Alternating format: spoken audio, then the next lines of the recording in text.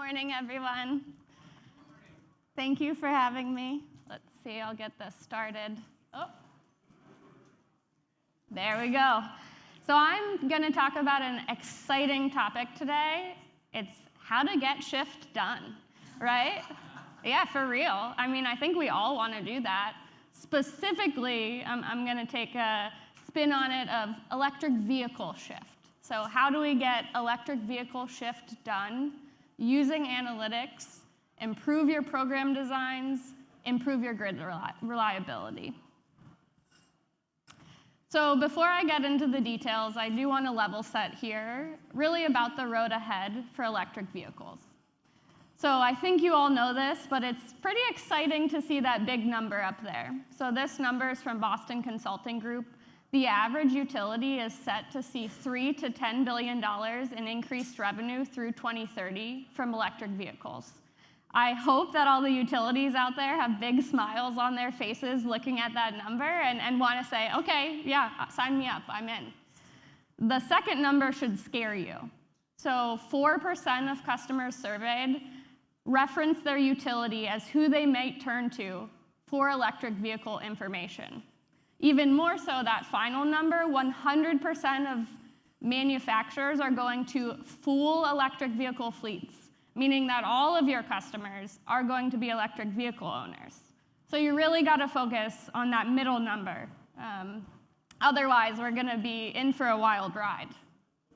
I want to go back to that up to $10 billion, right? You could even surpass that, really by realizing the value of shifting, of load shifting specifically. So you see on the slide there, I have that graph, which basically shows you uncontrolled electric vehicle growth will spike your peak. So say California, we're already seeing a duck curve. It's going to exacerbate that latter half. However, if you actually use smart charging, or managed charging as we call it, you can level off that demand. Electric vehicles are actually a perfect solution. So electric vehicles represent this opportunity that we've never seen before because they're these mobile batteries that can take from the grid large capacities but aren't needed to charge at a specific time. So they're the perfect shiftable load source, right?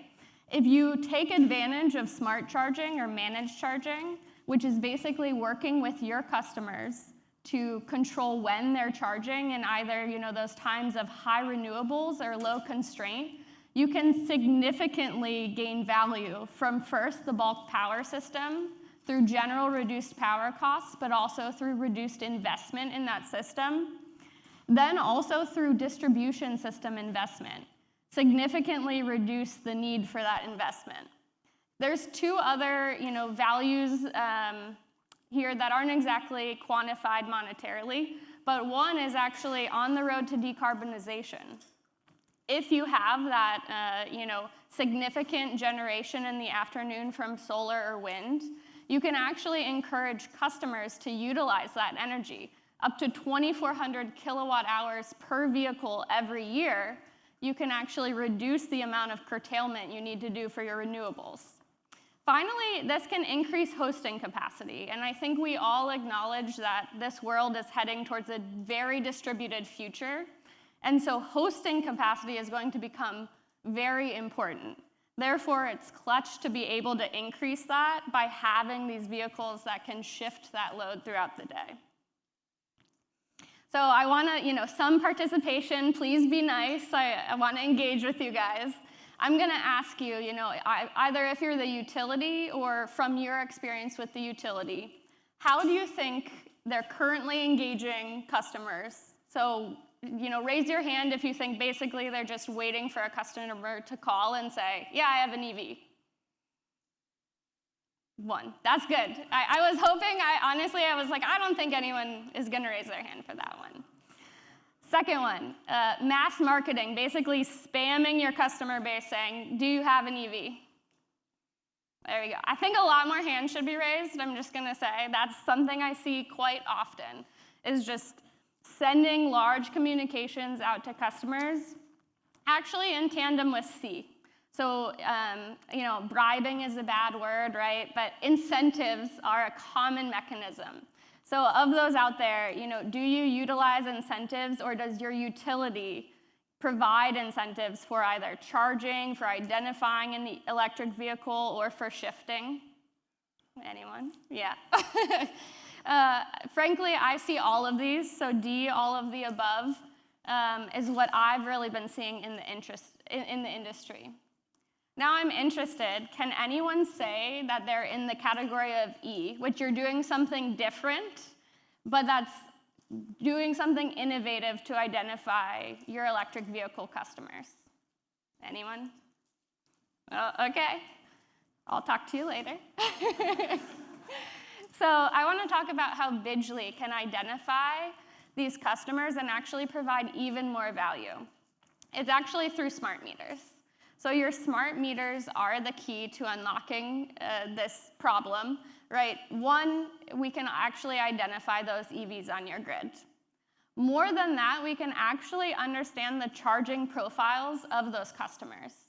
What that does is not only does it allow you to optimize your program design, but it allows you to engage your customers in a very meaningful way.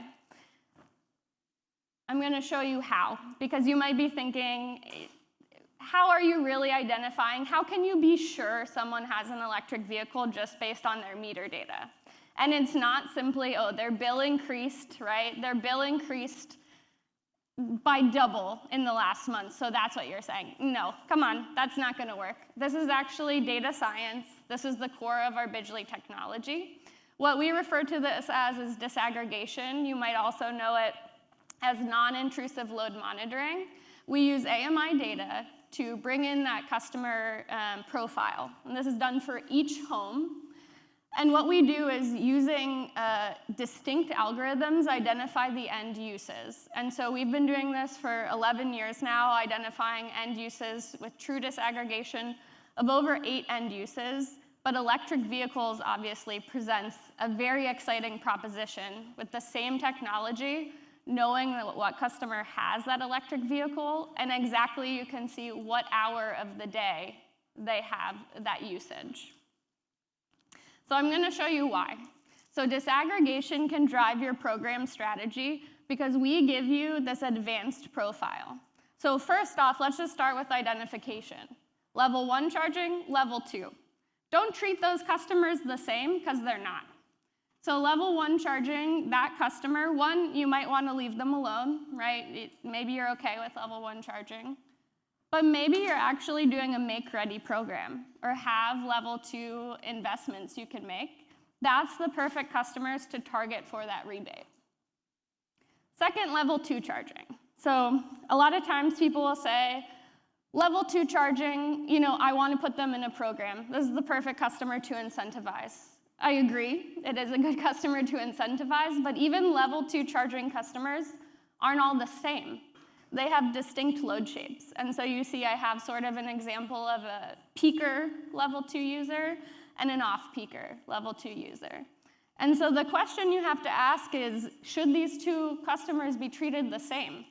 And I'd argue that they should not. The customer on the top, the peak user, that's someone you need to actively engage to push to shift their load. That's a new behavior you need to instill. The customer on the bottom, they're already doing a very positive behavior set, and so instead of instilling new behavior, you need to reinforce existing behavior.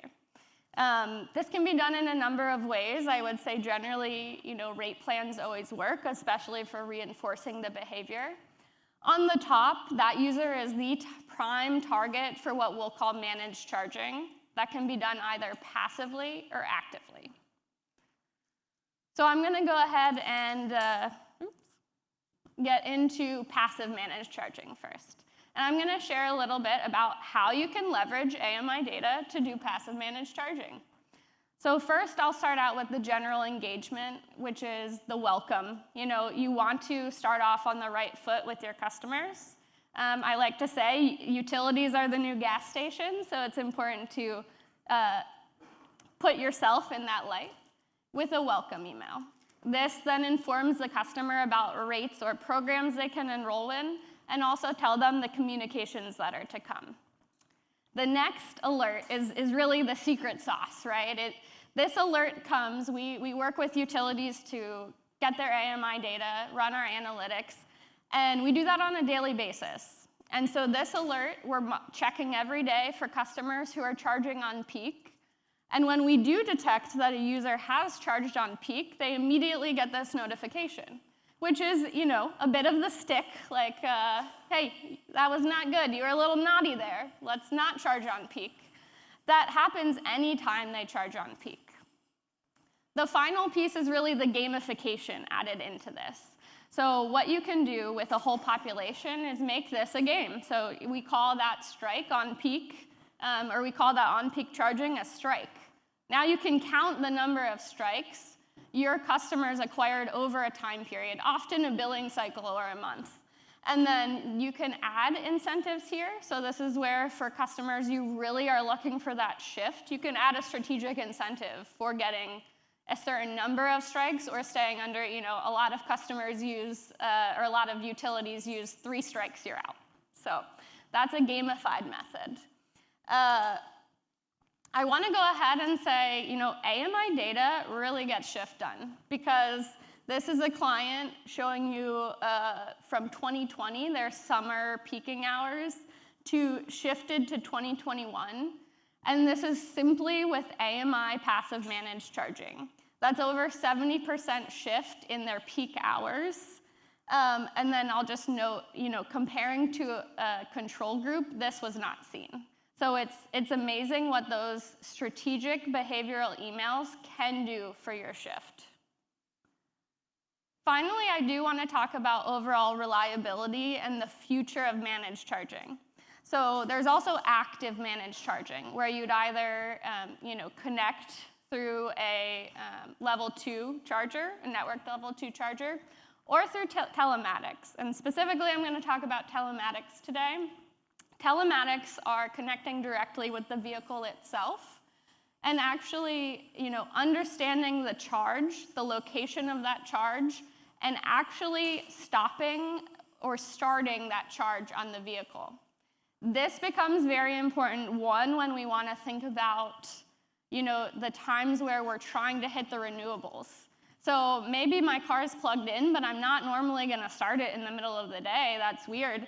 But if we see that surge of solar, we can actually automatically have those vehicles of those customers start charging to take advantage of that renewable energy. The other thing, right, is local congestion, or congestion based on the whole system. So using strategies like this with telematics, you can actually optimize locally your grid. Finally, I'm just going to note this, not something necessarily available today, but I think we should all be thinking about this, which is vehicle to grid. And that really has the potential to fully create this optimal system where these DERs become incredibly powerful. So I'll end here and say that there are already shift potential. There's already shift potential in the market. You should start experimenting. If we're not experimenting at these low volumes of vehicles, we're not going to be set up to scale. And so, recommend, 1, understand who your customers are, who owns EVs. 2, start experimenting with passive methods, whether that be rates or a gamified experience.